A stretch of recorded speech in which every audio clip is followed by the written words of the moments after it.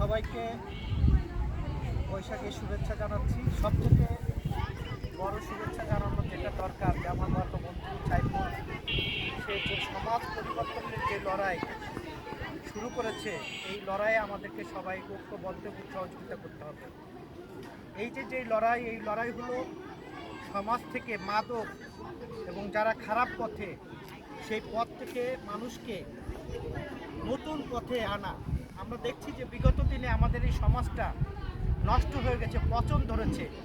সেই পচনের জায়গা থেকে সাইফুল যে লড়াইটা করেছে, আমি ঈদে আসছিলাম, দেখেছিলাম এখানে হাডুডু খেলা। এই যে আমাদের যে সংস্কৃতি, এই সংস্কৃতি কিন্তু হারিয়ে যাচ্ছে। আমার কাছে মনে হচ্ছে সাইফুলের মাধ্যমে আবার সেই সংস্কৃতি আমাদের মাঝে ফিরে আসছে। আমাদের অভিভাবক যারা আছেন তারা যখন খেলাধুলায় মুগ্ধ ছিলেন, তারা কিন্তু খারাপ পথে লিপ্ত হয়নি। কিন্তু আমরা দেখছি এখন এই 15, 16, 20 বছরের ছেলেরা আব্বা মা খেয়ে তারা নানান দিকে পড়ে থাকে, গাঁজা মদ খেয়ে। এখানে যারা আছেন আমি সকলকে অনুরোধ করব ব্যক্তিগতভাবে, আসুন আমরা সমাজকে পরিবর্তন করতে হলে এই ধরনের খেলা প্রতিনিয়ত আমাদের ধরে রাখতে হবে। এবং আপনারা যে যেখানেই যাবেন সকলকে উদ্বুদ্ধ করতে হবে যে সমাজকে পরিবর্তন করতে হলে আমাদের যে ঐতিহ্যবাহী খেলাধুলা আছে সেইগুলোকে সামনে আনতে হবে এবং আমাদের যারা ছেলেপেলে আছে তাদেরকে খেলার মধ্যে ঢুকিয়ে দিতে হবে। আজকে সবচেয়ে অবাক যে বিষয়, আমরা কিছু হলে বলি যে আমাদের অঞ্চলে মাঠ নাই, কিন্তু সাইফুল কিন্তু একটা মাঠ যেভাবেই হোক না কেন তিনি কিন্তু এখানে জোগাড় করেছেন। কেন? এই সমাজটাকে পরিবর্তন করার জন্য, এই সমাজের মানুষকে বিনোদন দেওয়ার জন্য, এবং এই যে আমার ডাইনে ছোট ভাইরা আছেন তাদেরকে উদ্বুদ্ধ করার জন্য। তারা এইভাবে সময়টাকে পাস করবে, লেখাপড়ার মধ্য দিয়ে, খেলাধুলার মধ্য দিয়ে, খারাপ পথে যাবে না।